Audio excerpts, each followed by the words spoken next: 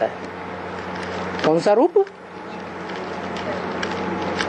Supreme teacher का। तो supreme teacher का रूप किसके द्वारा धारण करे? 18 जनवरी को ब्रह्मा ने तो शरीर छोड़ दिया, जिस ब्रह्मा के मुख से वेदवाणी निकली, मुरली निकली, तो किसके द्वारा सुप्रीम टीचर का पार्ट बजाएगा? शरीर चाहिए या नहीं चाहिए? मुख चाहिए या नहीं चाहिए? तो कौन है? जिसको तीसरा नेत्र दिखाया, शंकर का तीसरी मूर्ति है ना, तो उसका पार्ट है बीच में। ब्रह्मा द्वारा स्थापना ब्राह्मण धर्म की, 9 प्रकार के ब्राह्मण तैयार हुए, नंबरवार प्योरिटी को धारण करने वाले। लेकिन 9 प्रकार के जो ब्राह्मण हैं वो सच्चाई को समझ नहीं सके।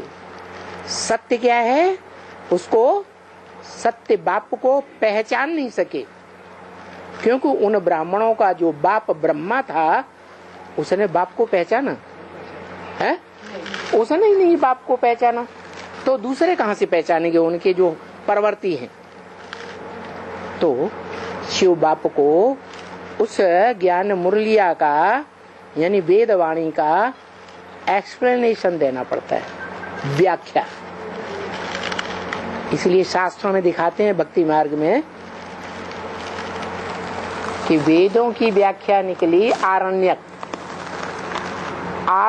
आरण्यकों की व्याख्या निकली शतपथ ब्राह्मण आदि, और उनकी भी व्याख्या निकली उपनिषद, और उपनिषदों की भी व्याख्या फिर बाद में निकली पुराण, भागवत पुराण, महाभारत पुराण, ये क्या है, रामायण पुराण, ये पुराण निकले।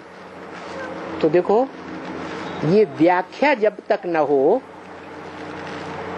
गहराई से बात समझाई न जाए, तब तक बुद्धि में बैठेगी क्या? प्राइमरी स्कूल में कबीरदास के, तुलसीदास के दोहे चौपाइयां वगैरह सुनाई जाती हैं, पढ़ाई जाती हैं, रटी जाती हैं। छोटे छोटे बच्चे उनकी गहराई के अर्थ को समझते हैं? समझते हैं? नहीं समझते।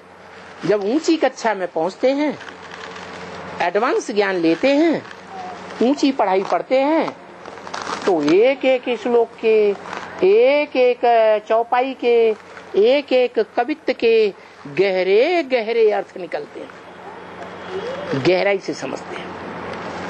ऐसे यहाँ भी वो जो वेदवाणी है भक्ति मार्ग में, आज वो वेदवाणी कोई पढ़ रहा है?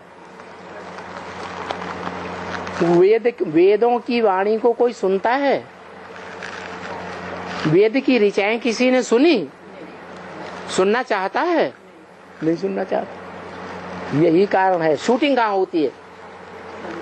संगम युग में जब एडवांस ज्ञान मिल जाता है, उन्हीं मुरलियों का, जो काठ की मुरलियां थीं, उनका विस्तार मिल जाता है, गहराई मिल जाती है, तो फिर उन मुरलियों को कोई पढ़ता नहीं। यहाँ जितने बैठे हैं उनमें से वो कोई 3rd क्लास मुरली कागज की पढ़ता सुनता है, सुनाता है? नहीं, मुरली में ही बोला क्या? तो तुम जो कागज से पढ़ते हो, सुनते हो, सुनाते हो, वो है 3rd क्लास मुरली, और जो टेप रिकॉर्डर से सुनते हो, जो एक्यूरेट सुनाता है वाणी, वो है 2nd क्लास मुरली, और जो सन्मुख सुनते हो भगवान के बैठकर, वो है 1st क्लास मुरली। तो बताओ, कोई मुरली आज सुनता है? पढ़ता है आप लोगों में से? है? नहीं पढ़ता। इससे साबित हुआ